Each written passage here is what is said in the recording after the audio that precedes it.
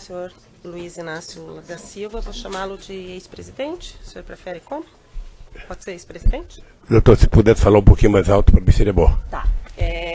Posso chamá-lo de ex-presidente? Pode. Tá. Então o senhor sabe do que está sendo acusado nesse processo, Não. né? Não sabe? Não sei, gostaria Tá. de pedir se a senhora pudesse me explicar qual é a acusação. Tá. O senhor tem dois conjuntos de acusação. A primeira parte da acusação diz respeito à corrupção, que o senhor teria recebido vantagens indevidas da Odebrecht e da OAS relacionadas aos contratos que eles têm com a Petrobras. E um segundo conjunto de atos que seriam atos de lavagem de dinheiro relacionados à reforma do sítio em benefício ao senhor e à sua família, que foram feitos, num primeiro momento, pelo Bunline, num segundo momento, pela Odebrecht, num terceiro momento, pela OAS. Um resumo muito sintético seria isso. Não. Eu imagino que a acusação que pesava sobre mim é que eu era dono de um sítio em Atibaia. Não é Eu isso. Não é passei. isso. Não é isso que acontece. É ser beneficiário de reformas que foram feitas. A acusação passa pela relação do senhor ser dono do sítio, mas a acusação imputada é do senhor ser beneficiário das reformas que foram feitas por essas três pessoas que eu lhe falei. Bunline, Odebrecht e OAS. Mas, doutor, eu só queria perguntar para o meu esclarecimento, porque eu estou disposto a responder toda e qualquer pergunta. Eu sou dono do sítio ou não? Isso o senhor que tem que responder, não eu, doutor, e eu não estou Não, sendo quem tem que interrogada nesse responder é momento. quem me acusou. Doutor, e assim, senhor ex-presidente, esse é um interrogatório, e se o senhor começar nesse tom comigo, a gente vai ter problema. Então, vamos começar de novo. Eu sou a juíza do caso, eu vou fazer as perguntas que eu preciso para que o caso seja esclarecido, para que eu possa sentenciá-lo, ou algum colega possa sentenciá-lo. Então, num primeiro momento, eu quero dizer que o senhor tem todo o direito de ficar em silêncio, mas nesse momento eu conduzo o ato. Mas, doutor, Pela ordem, meritíssimo juíza. Nos termos do que dispõe a Constituição e as leis de processo penal, a excelência bem sabe, o interrogatório é o ato em que o acusado exerce a autodefesa. Sim, mas Tem ele que não ter a tem mais me perguntar absoluta nem me acusar. liberdade para expor os fatos e indagar a respeito do que está sendo acusado. Pela ordem, doutor, que ele Não, demonstrou até agora eu estou me sim, dirigindo à verdadeira meritíssima deficiência juíza, da não defesa estou técnica falando e com não Vossa informado Excelência, do que estava não abro acontecendo. este diálogo lateral, estou falando com a Eu tenho meritíssima direito de fazer juíza. uma parte, doutor, você não vai me cortar Não também, vou, não. eu estou me dirigindo ao juízo. Eu vou interromper. Vossa Excelência quer substituir o juízo? Não, o Tá, senhor que eu vou está atrapalhando a interromper o condição da áudio nesse audiência, doutor. momento. Se o senhor não... Eu posso fazer as perguntas ao seu cliente. O senhor orientou ele do que está sendo acusado nesse processo? Ele está apto a ser interrogado? Ou o senhor precisa sair dessa sala e conversar com ele e ele retornar? Absolutamente não. Eu só quero que ele tenha a liberdade de, nas formas da Constituição e da lei, responder da forma como ele acha adequado. Ele responde respondendo, não fazendo perguntas ao juízo ou à acusação. O senhor se sente Só para apto encerrar? Só a para ser encerrar? interrogado neste momento? O senhor é ex-presidente. Eu me sinto apto e me sinto desconfortável. Se o senhor se sente desconfortável, o senhor pode ficar em silêncio, como eu ia dizer.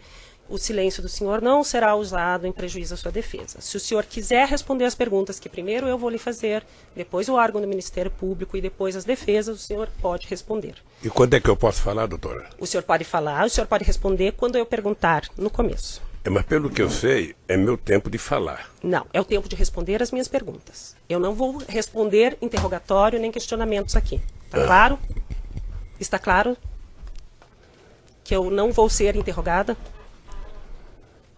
Eu não imaginei que fosse assim, doutora. Eu também não. Como eu sou vítima de uma mentira Eu há muito também não tempo, imaginava. eu imaginei então vamos, que agora... vamos começar com as perguntas. Eu já fiz um resumo da acusação e vou fazer perguntas. O senhor fica em silêncio ou o senhor responde? E o senhor Cristiano Zanin, eu não lhe concedi a palavra, eu vou fazer perguntas. Eu já lhe fiz o resumo do que o senhor está sendo acusado e agora quero lhe perguntar em que momento, primeiro momento que o senhor teve contato com esse sítio de Atibaia. Dia 15 de janeiro de 2011. Tá. O senhor teve contato com esse sítio de Atibaia no 15 de janeiro de 2011, como? Eu tinha deixado a presidência da República, eu estava de férias, e quando foi no dia 12 de janeiro, me falaram que o Jacob Itá tinha comprado um sítio que se eu queria passar um final de semana lá. eu subi do Guarujá no dia 15 e fui ao sítio do Jacobitá, que na verdade era do filho do Jacobitá. Tá. Foi-lhe informado por quem? O Jacote falou? A dona Marisa? Então, quem falou foi um filho meu por causa de uma briga minha com a dona Marisa. Tá. Daí o senhor foi nesse sítio com quem nesse primeiro dia 15 de janeiro? Eu fui com o meu pessoal da segurança. Tá. O com senhor e estava o Fernando, o Jacó. O senhor foi passar um final de semana. Eu não sei se foi no final de semana ou um domingo, não lembro bem. Tá. Quando o senhor chegou lá, o senhor soube que o sítio era do Jacó, já de cara, que era do Fernando? Soube tá. que era... Segundo... Na verdade, eu soube que o Jacobitá tinha doado ao filho dele o dinheiro da poupança dele, o dinheiro sei lá de onde, ou seja, para que o filho pudesse adquirir o sítio. Tá. O senhor passou a frequentar o sítio a partir de então? Passei a frequentar o sítio em 2011, alguns finais de semana, junto com o Jacobitá, junto com o Fernando. Tá. Chegou um momento que o senhor chegou a ficar hospedado lá, porque quando houve a busca e apreensão foram encontrados vários objetos pessoais do senhor e da dona... Eu ficava hospedado de final de semana lá. Então, o senhor ia final de semana, mas com mais frequência a partir de um certo momento ou desde 2011? Eu não lembro. Eu acho que em 2011 até 27 de outubro eu ia sempre com o Jacobitá, porque nós fazíamos lá, jogávamos buraco, jogávamos mexe-mexe, e o Jacó tinha na nossa companhia, sabe, naquele instante eu acho que era uma relação quase que de irmã. Porque eu conheci o Jacó desde 1975, nós fundamos o PT junto, fomos dirigentes sindical junto, fundamos a CUT junto, fizemos as greves junto, fomos candidatos juntos, sabe? O Jacobitá, depois de um certo tempo, passou a ter em mim, sabe, quase que a única pessoa em que ele passava final de semana. É que a partir de um certo momento, pelo que consta dos autos e pelo que foi encontrado na busca e apreensão realizada no sítio, a família Bittar deixou de frequentar com tanta frequência, o senhor e a sua família começaram a frequentar mais. Isso chegou a acontecer? Veja, a família Bittar, o Fernando Bittar, em função de ter um filho de 12 anos que preferia ir para o shopping do que para o sítio, não ia, mas o Jacó ia constantemente para o sítio. E o problema do Jacó é que ele estava com mal de Parkinson e estava cada vez mais ficando com problema. Mas ele foi muito tempo... Frequentava junto com o senhor e com a quem dona deixou Marisa. de frequentar um pouco mais fui eu por causa do câncer. Depois do dia 27 de outubro, eu tive 2011, 2012, o tempo inteiro, menos possibilidade de ir, e às vezes ia e voltava no mesmo dia por causa da doença. Tá. E o Fernando falou até que o senhor ia na época do tratamento e ficava hospedado de vez em quando, né? Eu ia, mas não ia para dormir porque eu tinha problema de... Tá. De debilidade. Tá. E aí, depois de um tempo, quando foi feita a busca e apreensão, então o senhor disse que o Jacó ainda frequentava, o Fernando menos por causa do filho adolescente, mas o senhor que ocupava o quarto principal. Quando me dava, eu ocupava.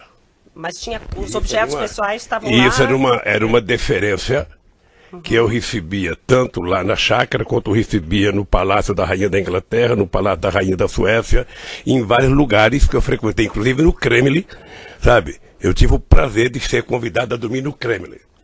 Eu não sei o que o Ministério Público viu de absurdo isso. Quando foi narrado aqui por várias testemunhas e por alguns réus, o senhor Fernando Bittar comprou o sítio, foi feito a escritura, ele e o Jonas Suassuna. O senhor sabia que foi feito uma escritura, eles negociaram, uma parte do terreno ficaria com o Jonas, outra parte com o senhor Fernando Bittar?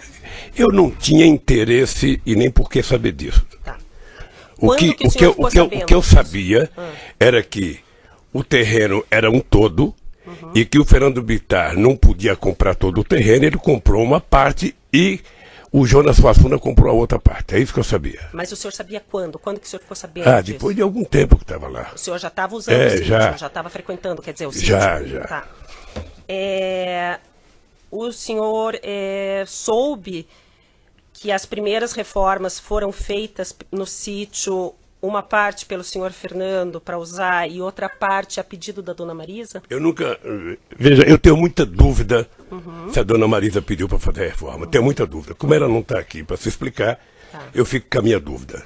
Eu, sinceramente... O senhor Bunlai e o senhor Aurélio, que foram ouvidos essa semana, relataram que eles foram junto com dona Marisa. Agora ficou fácil citar o nome da dona Marisa porque ela morreu. Tá. Então agora... É muito fácil de ver. Então o senhor não acredita que o senhor Bunlai eu sinceramente não acredito porque não... O senhor Aurélio, o senhor Bunlai... Eu não acredito porque não acredito que a dona Marisa tivesse efetivamente relação para pedir para uma empresa fazer obras. Tá. E também porque não era dela. Tá. Então o senhor acha que o senhor Bunlai, quando fala que foi fazer visita junto com a dona Marisa e com o senhor Aurélio, e o senhor Aurélio também confirma essa visita, antes das reformas, o senhor acha que eles estão mentindo? Eu não estou dizendo que eles estão mentindo, eu estou dizendo que eu não acredito que a dona Marisa fosse pedir. Então por que ela teria ido visitar esse sítio com o Fernando, com o Bunlai e com o senhor sabe? Eu sei porque as pessoas, na verdade, quando compraram o sítio, tomaram uma decisão de que o Lula não poderia saber de nada, que o Lula era contra qualquer ideia, sabe, de comprar qualquer coisa pedindo para ele guardar arquivo, porque eu era contra. No meu mandato presidencial eu era contra. Primeiro discutir instituto, discutir acervo, antes que eu deixasse a presidenta da República no dia 31 de dezembro de 2010. Sabe? Então, os companheiros também não tinham que me dar explicação. Tá. Mas então, eles fizeram... O senhor não soube e duvida que a dona Marisa tenha falado com o senhor Bunlai pedindo para reformar alguma coisa no sítio? Eu sinceramente duvido. Tá. Eu sinceramente duvido. O senhor soube que as primeiras pessoas que fizeram a obra, o senhor Ignes, as primeiras pessoas que estavam lá foram retiradas a pedido da senhora Marisa, do senhor Fernando, do senhor Aurélio? O que eu sei das reformas, na verdade, foi depois da imprensa. Tá. A senhora sabe do contato que dona Marisa tinha com pessoas da Odebrecht, com a direção da Odebrecht, para ter pedido para a Odebrecht assumir essa reforma? É isso que eu estou tentando dizer. A Marisa não tinha, no meu conhecimento, nenhuma relação com a Odebrecht. Tá. Mas nem em eventos sociais ela não tinha contato com o senhor Emílio, com o senhor Marcelo? Ela participou de jantares, de eventos sociais com o senhor Emílio, o senhor Obviamente Marcelo? que pode ter encontrado num evento qualquer, sabe, público com essas pessoas, porque ia muitos empresários. Mas ter liberdade para falar com uma pessoa e pedir, eu sinceramente acho que quem citou isso está tentando encontrar uma solução cômoda para uma pessoa que já está morta. As pessoas que relataram esse fato, também o senhor acredita que estão mentindo, que dona Marisa pediu? Não vou dizer, não estou utilizando a palavra mentindo. Tá. Eu só estou dizendo que não acredito que a dona Marisa tenha pedido. Tá. Com relação a parte que foi feita, o senhor já relatou, e eu ia perguntar isso no início do depoimento, ficou um pouco tumultuado, a questão da relação do senhor com a Odebrecht. O senhor concorda em usar o que já foi dito nos outros processos, no processo anterior, que é do apartamento e do... O senhor concorda ou o senhor quer que refaça algumas perguntas? Doutora, eu na verdade gostaria de falar outra vez o que eu já falei aqui para o doutor Moro, numa audiência. Já falei, ou seja, o primeiro processo que eu fui vítima aqui é uma farsa, uma mentira do Ministério Público com PowerPoint. A segunda é outra farsa, sabe? E eu tô pagando esse preço. Tá. Eu vou pagar porque eu sou um homem que crê em Deus, creio na justiça e um dia a verdade vai prevalecer. O que está acontecendo? Tá, então o senhor quer que eu refaça as perguntas relativas ao... aproximação que a diretoria da Odebrecht tinha com o senhor. É isso? Para o senhor poder falar de novo? Pode fazer. Então, consta que o senhor Emílio Odebrecht foi ouvido nessa ação penal, que ele tinha, antes mesmo do senhor assumir o primeiro governo, contatos em razão da empresa dele ser uma grande empreiteira, em especial pelo compromisso que o senhor teria assumido com relação à política da petroquímica da Braskem, que seria interesse da Odebrecht. e que várias vezes ele conversou com o senhor, várias vezes houve a sugestão pelos dirigentes de Petrobras para que fosse reestatizado essa parte, esse setor da economia, e que ele sempre foi conversar com o senhor e o senhor sempre garantiu a continuidade da empresa dele nesse sentido. O senhor confirma essas conversas com o senhor Emílio, essa questão, doutora, da Braskem? Eu talvez tenha sido, na história do Brasil, o presidente que mais conversou com empresários. Talvez o único presidente da República eleito com programas em cada eleição que eu disputava. E esse programa de governo era feito ouvindo desde os mais simples trabalhadores aos mais importantes empresários, passando pela Febraban, representando o sistema financeiro, passando pelo sucro alcooleiro, passando pela indústria de óleo e gás. Eu, quando construía um programa de governo, eu construí um programa de governo para o Brasil e não para mim. E o Emílio Odebrecht e outros empresários participaram muito de discussão, sabe, sobre o futuro do Brasil, sobre a construção. E eu tinha um pensamento sobre a indústria petroquímica. Porque a Petrobras, diferentemente do que algumas pessoas falam, não é uma empresa estatal. A Petrobras é uma empresa, sabe, pública de economia mista, com ações na Bolsa de Nova York e com acionistas minoritários. E eu não tinha nenhum interesse que fosse estatizado qualquer coisa. Eu tinha interesse que tudo fosse transformado, sabe, numa atividade de empresas públicas e que deveria participar Petrobras, empresas privadas, Banco do Brasil, empresas privadas, tudo. Eu achava que tinha que ser uma mistura da atividade econômica para a gente fazer esse país voltar a crescer. Mas como o ideal era tentar mostrar que a empresa Petrobras era pública e que o Lula mandava na Petrobras, sabe, se criou um monstrengo de dizer... Mas eu nem perguntei da Petrobras, eu perguntei especificamente das conversas que o senhor Emílio disse que teve com o senhor a respeito do medo que ele tinha que a petroquímica Braskem fosse estatizada. Eu tive com ele e com todos os empresários brasileiros, inclusive todos eles participavam do Fórum Econômico, do Conselho Econômico e Social que eu criei, onde participavam os maiores empresários do Brasil, e nós discutíamos desde política tributária, a política social, a política de investimento, a política externa. Tá. Sim, é por isso que o meu governo passou a ser... conversou com o senhor Emílio algumas vezes sobre essa questão da Braskem ou não conversou? Não era da minha alçada conversar. Tá. Ou seja, qualquer assunto específico de conversa com quem quer que seja, ou a pessoa conversava com o ministro da área, ou a pessoa conversava com a empresa fins. Tá. Então o senhor não conversou e não garantiu nada ao senhor Emílio em nenhum momento? Veja, primeiro eu poderia garantir qual era a intenção do governo. E a intenção do governo era ter o Brasil como um país, sabe, de uma indústria química poderosa. O Brasil é um país de 200 milhões de habitantes, o Brasil compra até bacia de lavar os pés, importa porque não tinha uma indústria química forte. Eu era favorável e defendia que o Brasil tivesse uma indústria petroquímica muito forte. E a Braskem... Eu só queria que o senhor respondesse sim, não. É porque não é só assim, doutora. Lamentavelmente não é só assim, sim ou não. A defesa gostaria de ter a palavra. Eu acabei de dizer que eu conversei muito com a Braskem. Mas especificamente sobre esse assunto, o senhor conversou ou não conversou? Devo ter conversado na discussão do programa do governo. E o senhor garantiu alguma posição para o senhor Emílio?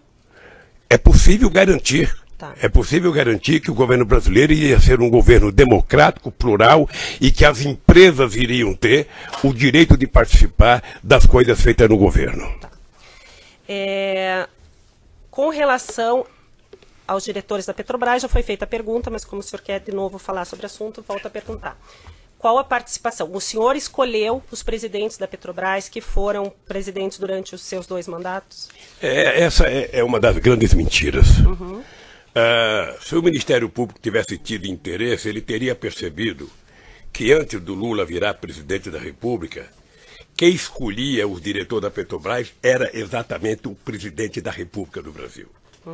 E que para evitar que o Lula fizesse isso, aí já vem a maldade política, teve um decreto-lei estabelecido em 2002, sabe, tirando da presidenta da República o direito de indicar. Tá? Então, quem passou a ser O indicador era efetivamente o Conselho de Administração da Petrobras, que era plural, que tinha empresários privados, grandes, pequenos, sabe, médio, que tinha acionista minoritário. Qual era o papel do presidente da República? Eu não sei se as pessoas estão acompanhando a montagem do governo agora atual. Né? Quem é que está sendo colocado? Dá essa impressão de que não tem ninguém político. Mas com raríssimas exceções, todo mundo ali é político. Então o que eu fazia? Eu fui eleito com uma base que me apoiou na campanha. Eu designei, sabe, o ministro-chefe da Casa Civil, que é o responsável por isso, particular com os líderes dos partidos que me apoiavam, a montagem do segundo escalão do governo, porque eu tinha indicado o primeiro escalão. Tá, no caso era o senhor José Dirceu. Como é que funciona? Como é que funciona? Se reúne as lideranças dos partidos, os líderes de cada bancada, sei lá se o presidente do partido, porque eu não participo, e eles indicam um nome para que o presidente da República coloque à disposição, primeiro do gabinete, manda para a Casa Civil, que vai para o gabinete institucional. O gabinete institucional faz uma investigação, sabe, se tem prontuário, se tem denúncia, se tem qualquer coisa que não signifique boa conduta. Quando isso chega, devolve-se à presidência da República, o presidente da República encaminha isso ao Conselho da Petrobras. E o Conselho da Petrobras é quem tem a autonomia e a autoridade, segundo o decreto, de indicar as pessoas. Quando as pessoas foram indicadas, eu disse no depoimento, não houve uma denúncia, sabe, nem da imprensa, nem da Polícia Federal, nem do Ministério Público, nem do Sindicato de Trabalhadores, nem dos funcionários, ou seja, eles foram aprovados, inclusive, em depoimento de pessoas do Conselho por unanimidade. Tá. Então, o senhor fez indicações com base em orientações da base partidária que lhe dava Excelência, sustento. pela ordem. É isso? Excelência, pela ordem. Não foi dito. Foi dito que a indicação era feita pelo Conselho. Foi isso que o depoente acabou de afirmar. Mas não foi a presidência que falou para o Conselho eu enviei o nome. Ele enviou um nome. Encaminhamento. A gente não fala. Encaminhamento da presidência. A gente não interfere no Conselho. Tá. Mas o senhor encaminhava 10 nomes para eles escolherem ou o senhor encaminhava um nome e eles aprovavam ou reprovavam? Não, mas você indicava o nome que tinha vindo para você indicar. Tá. Eu não inventava então nome. Então é isso que eu estou falando. O senhor recebia o nome da sua base de apoio, mas o senhor está falando inclusive da presidência? O Dutra, Gabriele, era a base de apoio? O presidente foi da indicação minha, o presidente da Petrobras. Tá. Tanto o Zé Eduardo Dutra quanto o Zé Eduardo, o Zé Sérgio Gabriele. Tá, isso foi...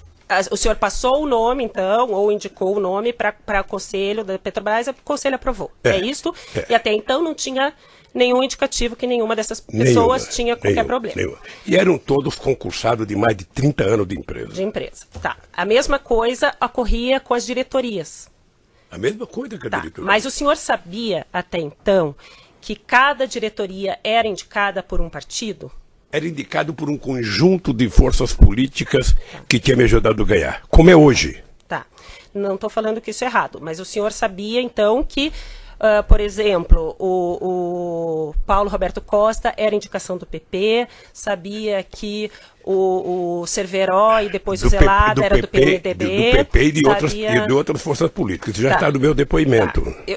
O senhor pediu para falar de novo. É que ele falou forças políticas, Excelência, não um partido. Mas eu estou perguntando do partido, por isso que eu estou perguntando. Ele sabia que tem era várias partido? forças políticas que indicam. Tá, não era PP, PMDB e PP exatamente como ficou... é hoje. Tá. O senhor... Então, com essas forças políticas, lhe indicaram o nome do Paulo Roberto Costa, lhe indicaram o nome do Cerveró, lhe indicaram o nome do... Me deu até... Do Duque. Do Duque. E o senhor encaminhou para o Conselho e eles aprovaram. É isso. Sei mesmo. Houve em algum pedido de políticos para o senhor trocar diretores da Petrobras? Não. O senhor nunca recebeu pedido de político dizendo assim, esse diretor está me dando problema, a gente precisa, o nosso partido está tendo problema com esse. O senhor nunca recebeu? Nunca. O senhor foi repassado pelo chefe da Casa Civil na época, ou no segundo momento pela senhora Dilma, alguma informação de que algum diretor estava dando problema com a sua base de apoio? Não. Aquele fato narrado aqui na denúncia de que houve, antes da indicação do Paulo Roberto Costa para a diretoria da Petrobras, uma obstrução na Câmara dos Deputados, o senhor tomou conhecimento, sabe falar alguma coisa a respeito, ou quer repetir alguma coisa a respeito disso? Deixa eu dizer uma coisa, doutora, é que a pessoa que contou esse fato não merece, da minha parte, meio centímetro de respeito. Porque se tivesse acontecido um bloqueio de votação na Câmara, o governo tinha um coordenador político, que era ministro, que mantinha relação com a Câmara. Esse coordenador político tinha contato com todos os líderes partidários. Além disso, o governo tinha, naquela ocasião, a presidência da Câmara. Além disso, o presidente tem o líder do governo dentro do Congresso Nacional. É muito sistemático que eu nunca tenha ouvido falar de que houve obstrução para aprovar o nome. Então, o senhor nunca foram para o senhor falando que teve problema e que estavam obstruindo votações na Câmara? Eu, graças a Deus, nunca tive obstrução no Congresso por nenhum projeto. Segundo consta aqui na denúncia, dentre as várias reuniões que constam na sua agenda com o senhor Emílio Odebrecht, há uma reunião no dia 30, no penúltimo dia do governo do senhor, 30 de dezembro de 2010, que o senhor teve uma reunião com o senhor Emílio. O senhor confirma essa reunião? Não teve reunião. Tá, mas está na sua agenda. Não teve reunião.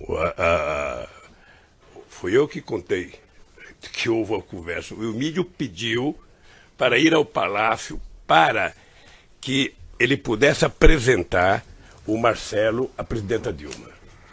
Foi isso. Eu estava na Bahia, regressei da Bahia, que eu estava inaugurando um programa votacional, e o Emílio esteve no Palácio por volta de 5 horas, quase, já era final, já era véspera da posse da Dilma, tinha poucos minutos para qualquer contato político. A conversa foi muito rápida, sabe?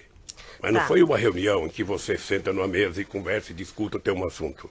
Dentre os documentos juntados no processo pela defesa entregues ao Ministério Público pela defesa dos executivos da Odebrecht, consta uma pauta que o senhor Marcelo teria passado ao pai de assuntos a serem tratados com o senhor. Isso já foi te perguntado, né? Já foi perguntado para o senhor antes, mas dentre os assuntos estava sítio 15/1, que é a data que o senhor disse que conheceu o sítio, né? Coincidentemente, a data que o senhor disse que conheceu o sítio estava nesse e-mail que o senhor Marcelo mandou para o pai para conversar com o senhor nesse dia 30. O senhor Emílio, ouvido aqui em juízo, diz que mencionou ao senhor, ao final da reunião, que o sítio estaria pronto no dia 15 e que o senhor não esboçou nenhuma reação.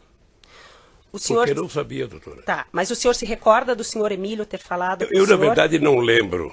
Eu vi o Emílio no depoimento, vi até pela televisão, o Emílio dizendo, dando um sorrisinho sarcástico, de que, olha, eu até lembrei e falei com o presidente, o sítio está pronto, ele não me respondeu nada, eu pressupõe que ele conhecia. Ele poderia ter pressuposto que eu não conhecia. Porque se eu conhecesse, eu ia dar um abraço nele, obrigado, doutor Emílio, que maravilha que o senhor fez. Então, o senhor não se recorda disso?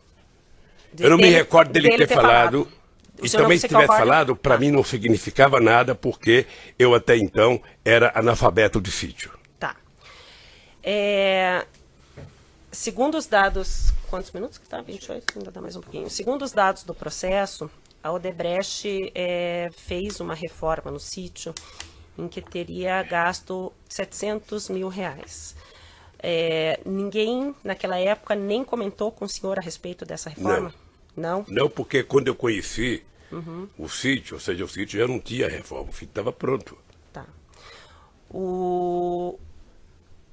Os executivos da Odebrecht, o senhor Alexandrino e outras pessoas falaram que existia na época uma conta junto com o PT de propinas que eram recolhidas nos contratos públicos celebrados da empreiteira com o governo, ou estatais, ou direto. O senhor, em algum momento, teve conhecimento disso enquanto o senhor era presidente ou após a presidência? Na verdade, doutora, essa é a senha que foi criada no PowerPoint. É por isso que hoje eu vejo as pessoas falar, não, porque foi do Caixa Geral, qualquer coisa é um Caixa Geral, qualquer... Quer dizer, é que se construiu uma mentira, eu não sei se do empresário, de quem quer que seja, e passa a tentar jogar nas costas do PT, sabe, a responsabilidade por tudo o que aconteceu nesse país. A única coisa que eu tenho a tranquilidade é dizer que eu não sei quanto custou, quanto gastou, quem fez, por que fez e o que fez. Tá? Eu vou Quem pode dizer isso é quem é o dono do sítio. Tá, eu vou interromper o áudio.